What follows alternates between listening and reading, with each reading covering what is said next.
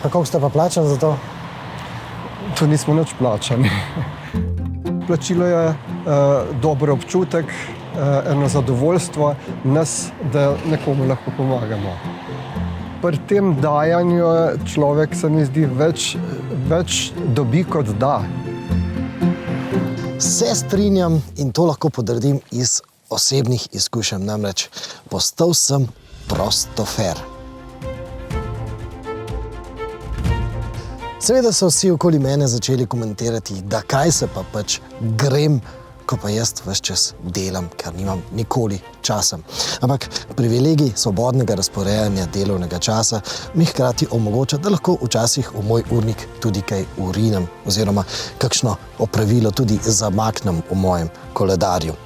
In seveda, ko so me prvič klicali, sem bil na poti, drugič sem imel snemanje, tretjič sem imel nujen sestanek, ampak četrtič sem pa vendarle uspel najti čas, da sem peljal gospo v Ljubljano k zdravniku. In seveda naj povem, da ta video ima agendo, pa naj ne bo skrita agenda, namreč ta video je povabilo. Namreč s prostoferskimi vožnjami je tako, da je povpraševanje večje od ponudbe. In povabimo vas, da se nam pridružite, zato ker če nas bo več voznikov na razpolago, potem bodo v klicnem centru imeli na razpolago več ljudi, ki jih lahko pokličejo, da opravimo te vožnje. Torej, tudi če imate malo časa, pridružite se, pri tem pa se zavedajte bistvenega pravila. Nobene slabe vesti ne imejte, če ne boste utegnili in boste pač morali reči ne.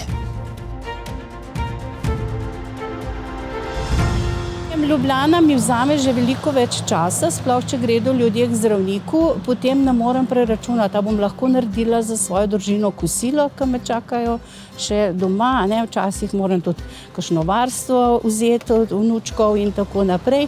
Torej, tudi če zmorete prepeljati samo kratko razdaljo, če imate samo malo časa na razpolago, tudi to bo koristilo. Namreč tudi po takšnih kratkih prevozih je velika potreba.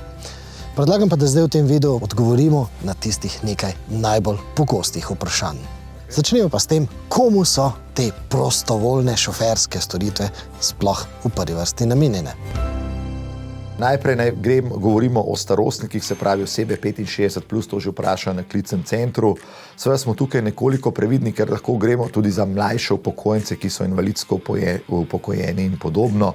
To je predvsem namenjeno tem ljudem, ki ne vozijo sami, nimajo lastnega vozila, nimajo svojcev, ki bi jih lahko peljali, pa absolutno tistim, ki so toliko oddaljeni od javnega prometa, od avtobusnih postaj ali pa teže gibalno sposobni, da jim ta razdalja 500 metrov do kilometra lahko povzroča večjo težavo. Naprimer, če voziš tazga, on ima izpit, on ima avto, on ima vse, ampak on je bil v operaciji z oči, on se ne more peljati, pač pokliče prostoferja in on ve, da se je hvaležen, da se ga ti peljal, ker se on ni mogel na vmes peljati. Iz zdravstvenih razlogov, ne? Pomagamo seveda tudi tem ranljivejšim skupinam, se pravi tem, ki so socialno šibkejši, govoriva, se pravi kmečke pokojnine, socialni dodatki, transferi in to, se pravi predvsem tem ljudem je to namenjeno. Pride pa do situacij, ko je v isti uri naročenih več prevozov. Zaveda takrat je treba se odločiti, kateri prevozi bojo imeli prednost in prednosti imajo ponavadi zdravniški pregledi. Poglejmo pa zdaj točno, katere storitve sploh so vštete v ponudbo. To ni taksi služba, ki pride v posamezno občino, se pravi, govorimo o teh prevozih v zdravstvene ustanove, se pravi bolnišnica, zdravstveni dom, lekarna, ustanove javnega značaja, občina, banka, pošta, upravna enota, pa seveda trgovina, pa obisk svojca, dom upokojencev, center, socialno delo, mogoče zdaj v novembru tudi potreba po prevozih na pokopališče svojcev, kakšno svečko prižgati. Skratka, govorimo o nekih humanitarnih prevozih, ki naj bi bili za uporabnika seveda brezplačni. To zgodbo snemamo v moji domači občini, ki je sicer majhna po številu prebivalcev, ampak velika po površini.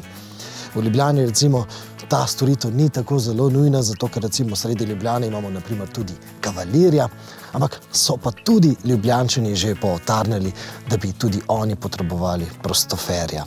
Namreč na obronkih Ljubljane tudi najdemo takšne odmaknjene vasice, kakršne imamo recimo tudi tukaj pri nas v Laščah.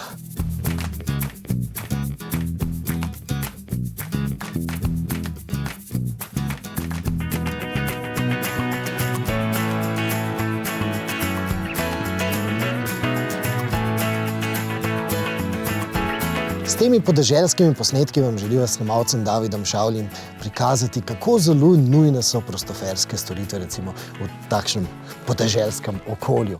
Namreč vasice, Rute, Uzmani, Bavtki, Sloka Gora, Krvava Peč, med 88 vasmi, ki so razpotegnjene na 103 kvadratnih kilometrih naše občine, je namreč izredno veliko zelo odmaknjenih vasi. Tukaj ni avtobusa. Recimo, moja prva prostoferska stranka živi kar 50 minut peš stran od prvega avtobusa. 50 minut peš stran. Mislim, da je potreba po prostoferju bo še večja, ker starejši ostajajo doma osamljeni. Sploh vasi više ležeče v naši občini, mladi odhajajo in se odseljujejo. In potem so te starejši osamljeni in nekdo, ki jih pride iskat s prostoferjem, je potem tudi psiholog in jim je za družbo. Upam, da se pa mreža tudi razširi, da bo tudi počas tudi zgolj za trgovino ali pa če je možno za kavo, ker starejši so oddaljeni in potrebujejo družbo. Ampak vse to zdaj pa res lahko spremenimo, vsaj zdaj v decembru. Če je avtomobil frej, kar ponavadi ob petkih in pa sobotah pa nedeljah je, pa če je dobra volja, zakaj ne bi torej med humanitarne prevoze ušteli tudi recimo obisk sobotnega koncerta ali pa obisk sobotne tržnice, sploh če se vas najde več sosed skupaj. Pokličite, preverimo, mogoče se pa pač najdemo. Predlagam pa, da zdaj nadaljujemo z odgovori na vprašanja. Se pravi, vnuke ne morete s sabo peljati na vožnjo? Ne, to pa sigurno ne. Nobenega, ne. To pa tudi drugih nenajavljenih ne vozim. Zadnjič se mi je zgodilo v bistvu na vožnji, da ne je ustavila v bistvu ena gospa iz Škofljice, oziroma Lavarce, točno in če bi lahko še njo pobrala, pa jo peljala na Orle. To je nemogoče. Zakaj ne? To je nemogoče, ker vsi uporabniki morajo najprej poklicati zlato mrežo, da storitev potrebujejo in ko dobijo to odobritev, potem šele lahko iz zlate mreže kontaktirajo nas voznike in potem nam pošljajo SMS, na katerega uporabnika gremo iskati. Da stvar lahko funkcionira, pač morajo veljati pravila igre. Torej, 3-dnevno naročanje vnaprej med 8 in 15 uro na telefonsko številko 08 0 1 0 1 0. Seveda pa je za vsa ta pravila igre razlog v zavarovanjih. Obstajamo od leta 2017, kjer smo prvotno idejo tako zasnovali, da so najprej te prevoze nudili za svojimi vozili. Pa smo ugotovili, da so te stroški previsoki.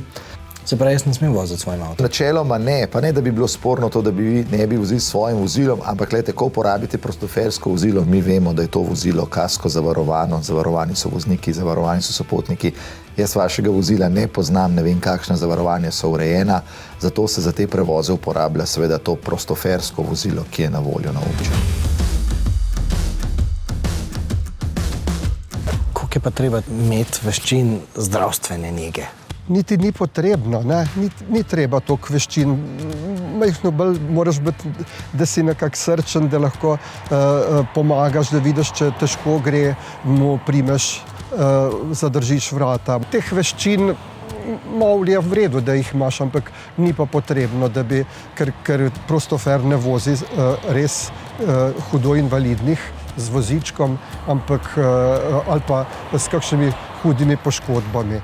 To so pač dializni bolniki, bolnik, ki gre na pregled k okulistu, z rednimi pregledi. Se pravi, v bistvu dovolj je, da primeš pod roko. Tako je, tako. Kaj recimo klepetate med vožnjo? Zelo, lahko kdaj tudi zelo osebne stvari, ne? Moraš biti zelo potrpežljiv in poslušati. Zdaj, če se samo v Ribnico peljemo, je to 20 minut, če se pa peljemo v Novo mesto, poznaš vse sorodnike do tretjega kolena nazaj, ne?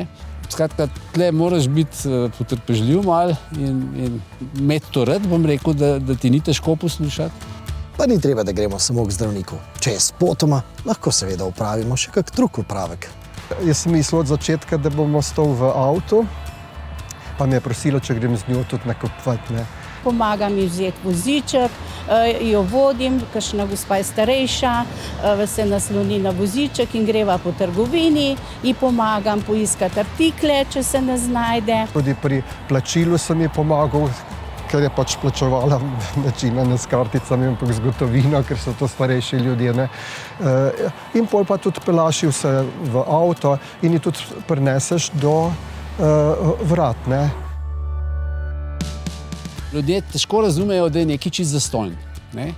Ponavadi skoraj vedno hočejo nekaj, ne denarja, to ne, ampak eno malenkost ti dati. Ne. In tako se mi je od začetka tudi dogajalo, da ko sem vedno povedal, da bistvo prostovoljstva je, da je brezplačno, da je pač prostovoljstvo, sem potem, ko sem že jih oddal, v avto odzadaj recimo dobil en paket jajc ali pa tudi steklenico žganja. Pa je zelo tudi čokolade mi posiljajo, ampak povem, da pač sladkega ne jem, da nikakor ne bom vzel. Torej, iskren hvala bo čisto dovolj. Pa mimogrede, nikar ne recite, da bo za bencin, zato ker večinoma vozimo z električnimi avtomobili. Z električnimi avtomobili je namreč takšna storitev bistveno enostavnejša. To funkcionira, zdaj mi je všeč, zato ker ni nobenih težav s kakšnimi računi, če bi mogli na bencinski črpalki. Že končno tudi nobenega olja ni, ne. Za vzdrževanje je, zato ker nas je le veliko uporabnikov, ne, je zelo uporaben. Ne. Jaz nimam nobenih stroškov, mislim, da tudi čiščenje, vinjeto, vse, kar se potrebuje, tepihi, robčki, vse, kar rabimo, pokrije občina. Stroškovno za našo občino to ni velik strošek. Lastniki avtomobila ste vi, ne? Mi smo najemnik v bistvu. Aha, najemnik. Mi imamo prosto ferija v najemu vozilo in letno namenimo temu slabih 10 000 evrov, kar je dokaj ugodna cena. Glede na to, da naša občina nima nekega doma za starejše ali pa dnevnega varstva starejših, je ta prostofer zelo dobra opcija. Ampak skoraj 10 000 evrov na leto pomeni skoraj 800 evrov na mesec. Seveda za storitve avtomobila in pa za storitve klicnega centra. Ampak tukaj pa vidimo priliko, da se v projekt vključijo še kakšna podjetja. Namreč avtomobilske banke lahko priskrbijo še bolj ugoden leasing oziroma najem teh avtomobilov. Gumarji lahko priskrbijo zastonj najboljše gume. Potem lahko recimo avtomobilisti priskrbijo zastonj servise. Računalniška podjetja pa na primer lahko priskrbite tudi boljše infrastrukturne in cenejše storitve. Vse to recimo iz vaših marketinških fondov. Torej, podjetja, dobrodošla, bodite dobrodelna. Kako se mreža sploh v bistvu financira? V bistvu je to državni denar? Državni denar bi si zelo želeli, pa tudi sredstva razpisal, tako da nekako stroške klicnega centra financira občina. V našem zavodu, tako jaz kot moja sodelavka, upravljava svoje delo obadva kot prostovoljca, se pravi tudi midva, obadva sva zaposlena v drugih podjetjih in delava v zavodu Zlata mreža kot prostovoljca, tako kot vsi naši vozniki. Imamo pa nekaj donatorjev in sponzorjev. Eden od teh donatorjev je tudi podjetje, ki prostoferstvo podpira že od samega začetka in za letošnji december so sprožili interno akcijo, da prostoferstvo nehajo podpirati samo z denarjem, ampak tudi z dejanji. Danes prva vožnja je bila, ne? Prva vožnja. Kako je bilo? Perfektno. Lepo damo sem imel sabo, prijetno. Smo precej klepetala. Dajte mi pa, zakaj ste se zdaj odločili? Preveč časa. Preveč časa imate? Ja, pa lušen mi je delati z ljudmi. Cel življenje sem delal z ljudmi, tako da to mi je v krvi napisan zgleda. V bistvu, kako se zdaj počutite, ko ste pomagali? Veselje mi je. Ne vem, da daš od sebe nekaj, no. Seveda izpostavljamo donatorja, ki ga v avtomobilni stil zelo dobro poznamo po zaslugi osvežitvenih voženj z inštruktorjem za starejše voznike. In zdaj, ko imam izkušnjo tudi s prostoferstvom, se še bolj zavedam pomena teh osvežitvenih voženj. Namreč med mnogimi uporabnicami prostoferskih storitev so tudi mnoge voznice, ki so pred dolgimi leti prenehale voziti avtomobil. Zato, ker je pač vedno vozil mož. Ampak, ko je njihov mož naposled žal prehitro odgovoril na tisto vprašanje, kdo od naju bo ostal sam, so potem te voznice nekako ostale odvisne od prostoferskih storitev. Čeprav imajo doma avto in pa, kot sem začutil med vožnjami, želja po vožnji avtomobila še vedno tli. Torej, voznice, predlagam, da premagate svoj strah in se takoj, ko bodo spet organizirane te osvežitvene vožnje, prijavite. Če pa rabite še kakšno spodbudo, pa naj vam pomagamo z našim videom, z vašim naslednjim klikom.